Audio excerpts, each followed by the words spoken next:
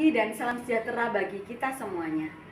Salam guru penggerak, tergerak, bergerak, dan menggerakkan. Perkenalkan, saya Tutut, CGP Angkatan 9 dari SD Negeri 1 Ujung Watu, Kabupaten Jepara.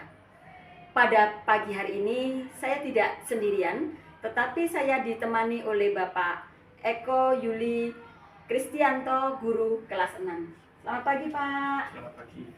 Ya, bagaimana kabarnya Bapak hari ini? Baik. Ya, bersyukur ya Pak. Kita dalam suasana hujan, tapi kita masih bisa bertemu dengan suasana yang penuh semangat.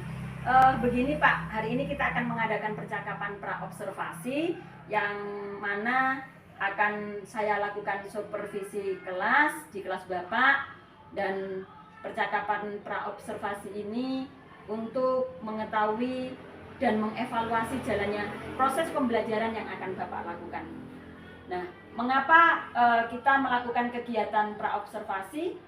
Ini adalah sebagai persiapan kita, persiapan awal sebelum Bapak melakukan kegiatan pembelajaran di kelas, agar lebih siap dan percaya diri dan dapat memberikan pembelajaran yang terbaik buat peserta didik. Dalam pertemuan kita pagi hari ini ada beberapa pertanyaan yang saya akan sampaikan kepada Bapak. Begitu ya Pak ya? Ya. Untuk pertanyaan yang pertama, itu apa yang menjadi tujuan pembelajaran yang ingin Bapak capai dalam pembelajaran yang akan dilakukan di kelas Bapak? Ya. Nah, berdasarkan RPP yang saya rancang dan yang telah saya buat, tujuan pembelajaran yang ingin dicapai yaitu adalah yang pertama, menjelaskan sifat-sifat magnet berdasarkan materi yang dibacanya dengan tepat. Kemudian yang kedua, menjelaskan karakteristik magnet berdasarkan praktikum yang dilakukan dengan baik dan benar. Dan nantinya akan ada praktek sederhana seperti itu. Kemudian yang ketiga yaitu adalah menyebutkan jenis-jenis magnet berdasarkan paparan yang diterima dengan benar. Baik, berarti tujuan pembelajarannya ada 3 ya Pak? Ya, ada 3. Menjelaskan sifat-sifat magnet, kemudian menjelaskan karakteristik magnet, ya. Dan kemudian jenis-jenis magnet. Ya, baik Pak. Untuk selanjutnya pertanyaan yang kedua Pak. Dari pembelajaran nanti, area pengembangan apa yang ingin Bapak kembangkan di dalam kelas? Apa Pak? Nah, untuk area sikapnya yaitu adalah akan dilakukan melalui penilaian otentik sepanjang pembelajaran di kelas. Kemudian untuk pengetahuan itu dilakukan peserta didik dalam memahami karakteristik magnet berdasarkan praktikum yang nantinya akan dilaksanakan di kelas. Kemudian yang ketiga yaitu adalah keterampilannya. Ini dilakukan saat praktik cara kerja magnet dan bagaimana mereka itu bisa menyampaikan hasil diskusinya dengan baik di kelas. Oh, baik-baik Pak. Berarti nanti ada 3 area yang akan dikembangkan, yaitu area sikap, juga pengetahuan, juga keterampilan yang melalui praktikum tadi, juga melalui hasil diskusinya, begitu ya Pak ya? Oke. Strategi apa Pak yang ingin dilakukan oleh Bapak dalam melaksanakan pembelajaran di kelas nanti? Strategi pembelajaran yang akan saya gunakan, yang akan saya lakukan di kelas itu adalah berdiferensiasi berdasarkan kesiapan belajar siswa yang diintegrasikan dengan pembelajaran sosial emosionalnya. Nah, saya akan membagi peserta didik itu akan saya bagi menjadi beberapa kelompok dengan kemampuan mereka dan keterampilan yang mereka miliki. Itu. Kemudian terus model pembelajaran yang akan saya gunakan yaitu adalah pakai problem basic learning (PBL). Oh, baik. Karena nanti akan diberikan permasalahan kemudian mereka untuk memecahkan seperti itu. Dengan pendekatannya yaitu scientific. Oh, baik Pak. Kemudian untuk metode yang akan saya gunakan yaitu diskusi kelompok, tanya jawab, dan juga ada penugasan. Wah, luar biasa sekali untuk strategi yang Bapak sudah siapkan pembelajaran nanti. Mudah-mudahan nanti di dalam kelas bisa dilaksanakan sesuai yang direncanakan ya Pak. Baik Pak. Selanjutnya berkaitan dengan media Pak. Media pembelajaran apa yang nanti Bapak akan gunakan di dalam kelas? media pembelajaran yang akan saya gunakan nanti yaitu adalah saya akan menampilkan gambar. Gambar itu akan saya tayangkan lewat proyektor. Kemudian menggunakan teks materi dalam buku siswa masing-masing. Kemudian ada juga magnet, paku, klip, dan LKPD untuk praktikum nanti. Oh, baik-baik. Berarti sudah siapkan media-medianya dengan sangat rinci sekali ya Pak ya? Ya. Baik. Kira-kira kapan untuk Bapak akan melaksanakan kegiatan pelajaran di dalam kelas?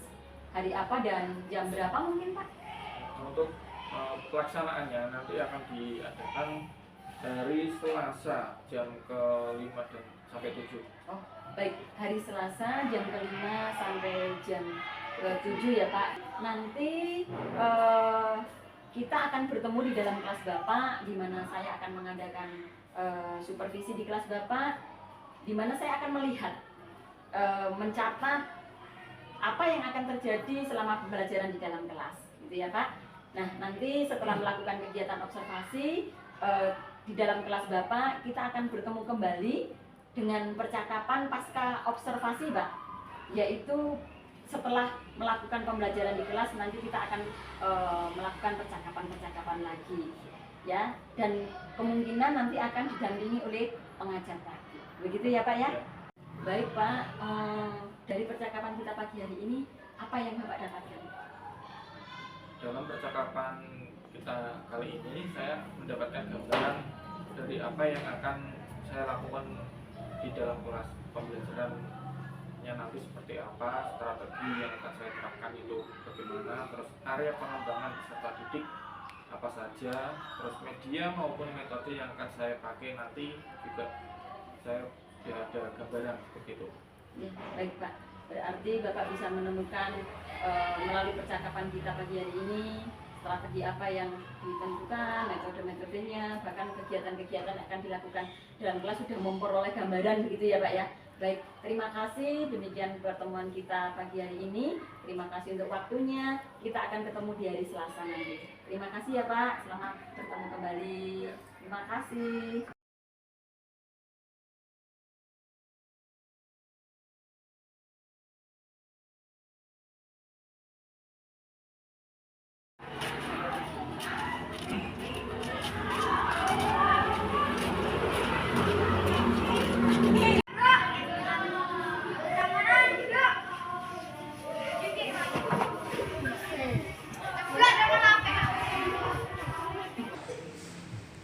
Selamat pagi anak-anak.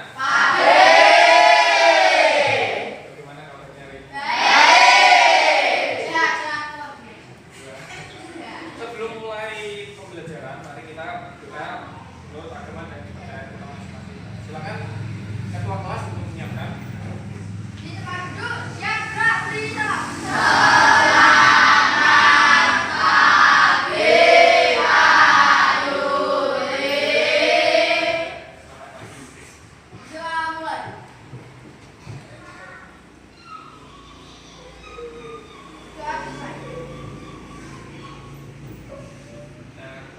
Saya cek dulu ya kehadirannya ya.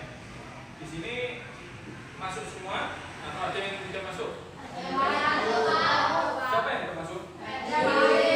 Kenapa ya? Kita menyanyi ya Indonesia Raya. Saya pimpin ya, saya hitungi ya. 1, kau ya. Berdiri dulu ya.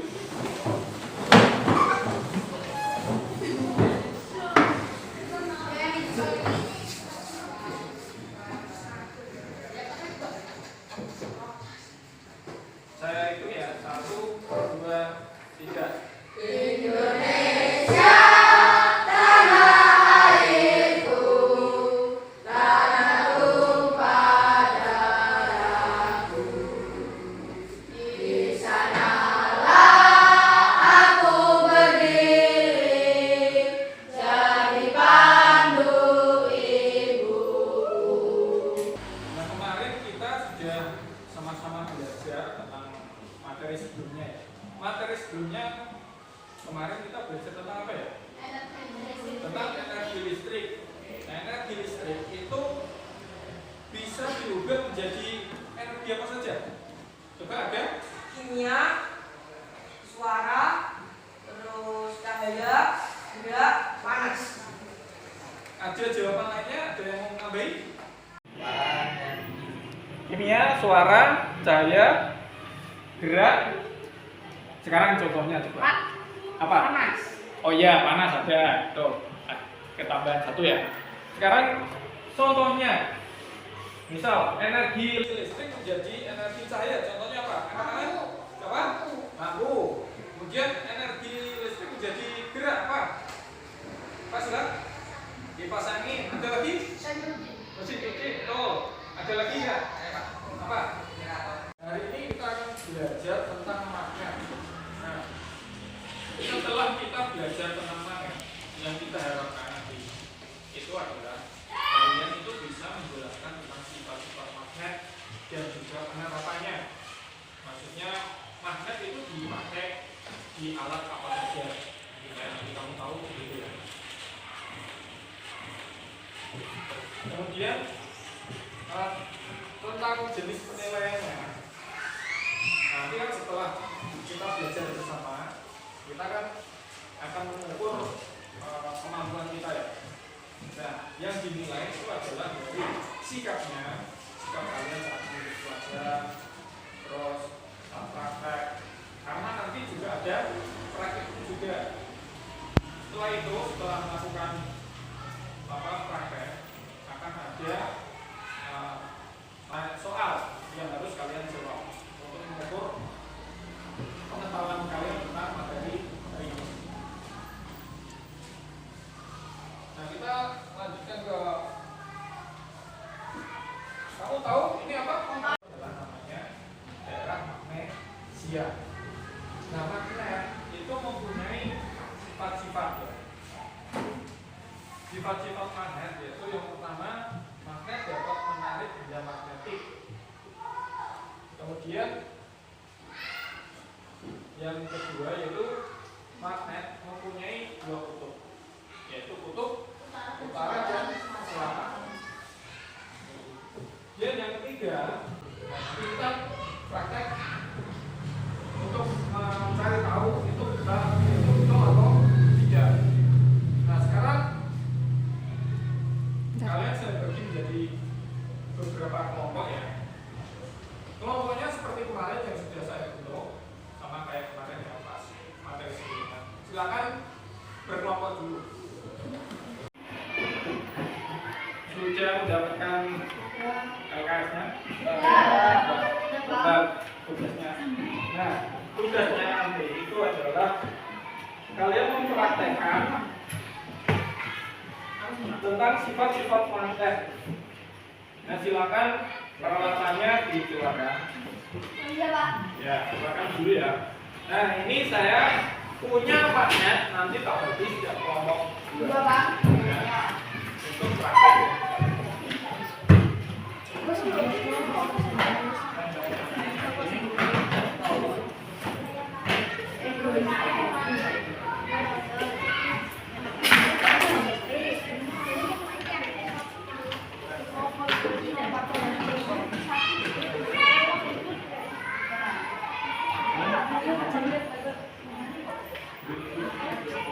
Sama ini.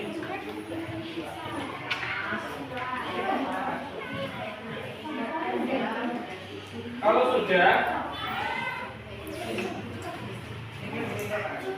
silakan kalian mempraktekkan sesuai urutan langkah-langkah tersebut ya. Kemudian itu nanti setelah praktek, kemudian ditulis hasil prakteknya seperti apa. Seperti contoh itu yang nomor 1, dekatkan kutub yang sama dengan dari kedua magnet. Nah, hasilnya bagaimana? Nah, itu nanti kamu tulis hasilnya.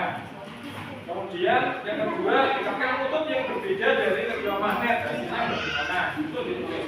Dan seterusnya sampai poin yang ke-6. Ya, silakan dikerjakan.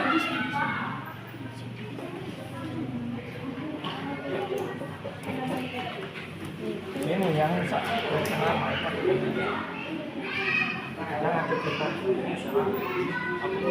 kutubnya sama. Kalau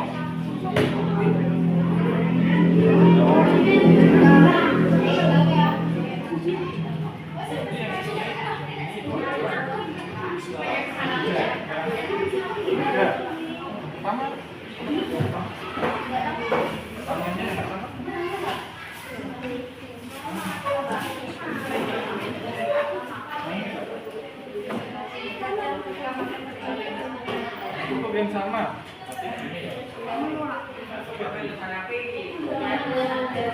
Sama itu coba kamu rasakan.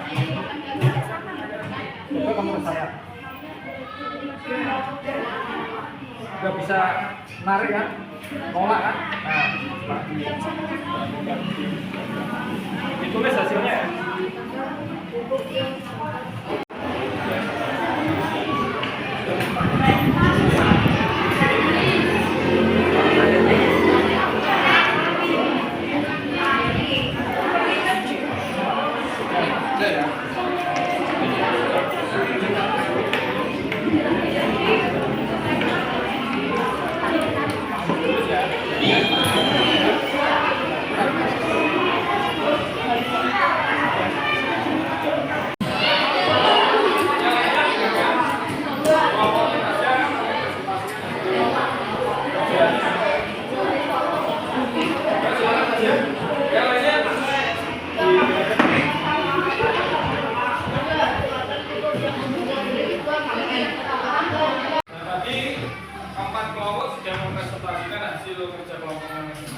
Dan hasilnya hampir sama semua ya. Nah, sekarang saatnya kita menyimpulkan hasil pelajaran materi ini. Tadi kan kita sudah belajar dan juga praktek ya. Nah, setelah kita bersama-sama belajar dan juga praktek, bagaimana perasaan kalian? Nah, untuk menjawab itu, saya bagikan post-it. Silakan kalian menggambar bagaimana perasaanmu dengan gambar emoticon. Dan bagaimana perasaanmu setelah kamu mau mengikuti pembelajaran ini dan juga mengikuti praktikum ini. Ya, saya bagikan ya.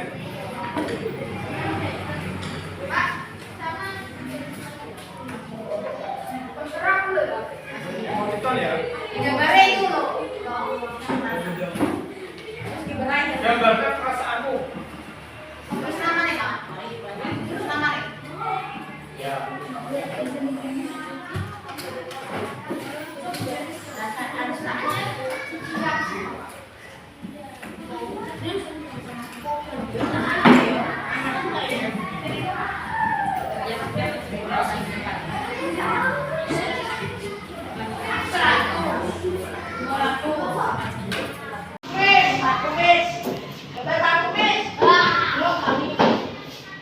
Ditaruh yang paling tinggi ya Bapak. Yang di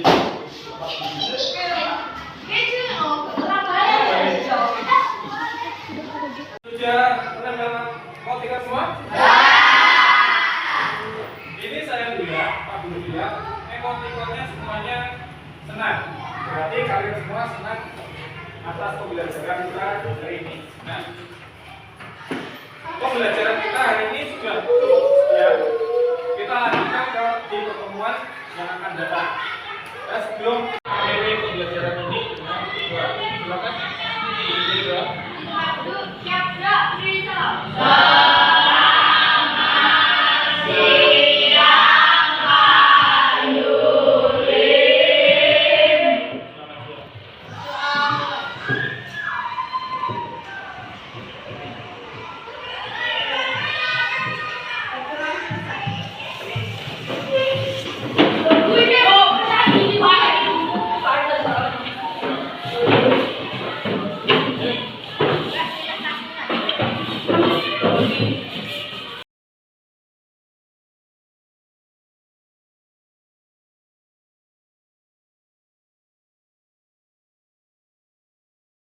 Dan salam sejahtera bagi kita semuanya.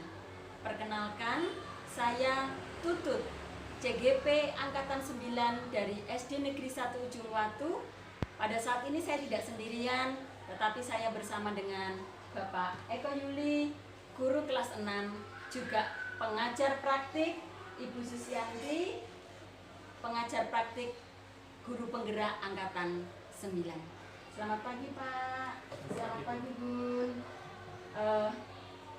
Begini Pak, untuk pagi hari ini kita akan melaksanakan sebuah percakapan. Kabarnya gimana dulu Pak? Baik. Bunda, baik. Alhamdulillah.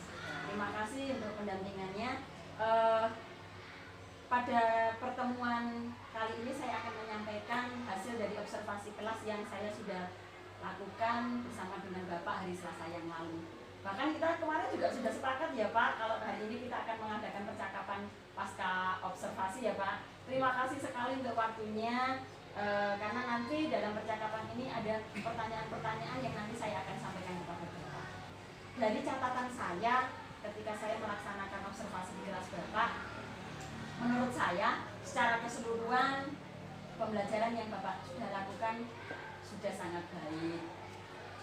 baik, tetapi di dalam penerapan model pembelajaran berdiferensiasi perlu diperbaiki sedikit. Terus kemudian berkaitan dengan rencana pembelajaran di kelas atau RPP itu juga perlu dilengkapi berkaitan dengan rubrik penilaian. Tapi untuk menurut saya keseluruhan sudah sangat bagus, di mana para siswa juga sudah mengikuti kegiatan dengan baik. Mungkin ada beberapa kendala yang saya perhatikan seperti itu. Nah, dalam percakapan pasca observasi kali ini, sebenarnya saya ingin memberikan umpan balik dari kegiatan yang kita sudah lakukan hari Selasa yang lalu. Begitu ya Pak ya? Nah, observasi yang kita lakukan di kelas sebenarnya kan bertujuan mengetahui atau mengevaluasi sejauh mana pembelajaran kita laksanakan. Seperti itu ya Pak. Menurut Bapak, ketika Bapak melaksanakan pembelajaran di kelas dan saya masuk sebagai observer di kelas Bapak, bagaimana perasaan Bapak saat itu? Awal-awalnya sih agak segan sih, tapi setelah lama-kelamaan dapat berjalan dengan baik. Gitu ya. Karena mungkin belum terbiasa disuruhin ya Pak ya. tapi sudah sangat baik, bersyukur sudah berjalan dengan baik. Kira-kira bisa diceritakan kembali Pak untuk pengembangan yang sudah dilaksanakan dalam pembelajaran Bapak di kelas, atau langkah-langkah apa saja yang sudah Bapak lakukan di kelas, mungkin bisa diulangi seperti apa yang Bapak terapkan? Kalau tahapan-tahapan yang saya lakukan, yaitu yang pertama adalah membuat RPP terlebih dahulu, kemudian mempersiapkan perangkat pembelajaran yang akan diperlukan peralatan itu. Kemudian setelah itu siap, selanjutnya yaitu adalah melakukan pembelajaran. Nah, setelah pembelajaran selesai, melakukan refleksi diri supaya saya itu bisa mengetahui apa yang menjadi kekurangan saya dalam pembelajaran itu dan bisa meningkatkan di pembelajaran yang berikutnya. Seperti itu. Berarti kalau saya boleh simpulkan, area pengembangannya adalah sikap, pengetahuan, juga keterampilan ya Pak ya. Dan kemudian menurut Bapak juga sudah dilakukan sesuai dengan tahap-tahapnya begitu. Menurut Bapak sekarang, apakah area yang dikembangkan Bapak, sikap, pengetahuan dan keterampilan itu sudah berhasil atau belum Pak? Menurut saya sih sudah jalan lancar, tapi kayaknya masih ada kekurangan seperti itu. Ya, sudah berjalan lancar, cuman ada kekurangannya ya Pak ya. Berarti kelas Bapak kemarin sudah berjalan dengan baik sesuai seperti yang direncanakan, cuman ada kendala-kendalanya. Nah, kalau menurut Bapak sekarang, kendala-kendala yang dihadapi Bapak ketika pembelajaran kemarin itu apa Pak? Kendala yang saya hadapi ya mungkin sama dengan guru-guru yang lainnya ya. Ketika siswa dibuat berkelompok, ada salah satu siswa yang kurang aktif dalam mengikuti kegiatan kelompok. Dia hanya mengandalkan teman-temannya seperti itu. belum terlalu aktif dalam berkelompok. Nah dari situ saya jadi mengetahui bahwa RPP saya ini belum sesuai dengan model pembelajaran berdiferensiasi yang memenuhi kebutuhan siswa. Oh, begitu ya Pak ya. Berarti Bapak bisa ketahui bahwa kendalanya itu datang dari siswa yang kurang aktif ya Pak ya, ketika ada di dalam kelompok atau berdiskusi. Terus kemudian Bapak bisa mengetahui bahwa ternyata RPP yang sudah Bapak buat ternyata masih belum sesuai karena itu model diferensiasi kebutuhan siswa seperti apa gitu ya Pak. Sekarang kira-kira Pak, kalau ada siswa yang tidak aktif, kira-kira apa yang menyebabkan itu Pak? Yang menyebabkan mereka tidak aktif, terus kemudian ya kalau bisa saya sebutkan mengandalkan teman ya Pak ya, mengandalkan teman. Itu kira-kira penyebabnya apa Pak? Nah, jika saya perhatikan siswa yang kurang aktif ini adalah siswa yang memiliki kemampuan belajar yang kurang seperti itu. Belajar kurang ya Pak ya. Sehingga dia itu belum mampu mengeksplor apa yang ada, juga dia hanya mengandalkan temannya yang bisa mengeksplor pengetahuannya seperti itu. Baik Pak, berarti kita sudah menemukan kendala-kendala yang kemarin terjadi ketika Bapak melakukan pembelajaran di kelas. Nah, menurut Bapak nih sekarang kira-kira dari kendala yang Bapak hadapi itu cara mengatasinya seperti apa? Cara mengatasinya dari kendala yang Bapak hadapi ketika Bapak menerapkan model diferensiasi di kelas. Nah, cara untuk mengatasi kendala ini yang akan saya lakukan yaitu adalah mengatasi dengan cara menerapkan model pembelajaran berdiferensiasi sesuai kesiapan belajar siswa. Jadi nanti siswa di dalam kelas akan saya bagi menjadi 3 kelompok, yaitu kelompok yang berkemampuan tinggi, sedang, dan juga rendah. Nah, nanti saya akan memberikan pendampingan kepada siswa yang kelompok berkemampuan rendah. Kemudian saya juga membuka kemungkinan untuk siswa yang berkelompok kemampuan sedang. Jika ada pertanyaan, saya juga akan mendampingi. Kemudian yang kelompok berkemampuan tinggi, nanti saya hanya memberikan pertanyaan-pertanyaan supaya menggali pengetahuan yang sudah mereka dapatkan.